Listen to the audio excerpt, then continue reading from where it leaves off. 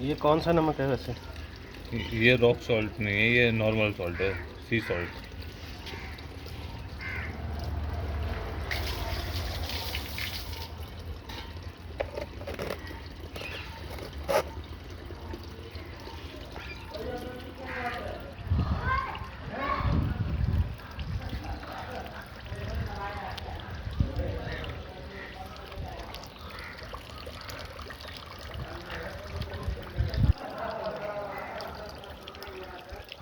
Bluetooth mode.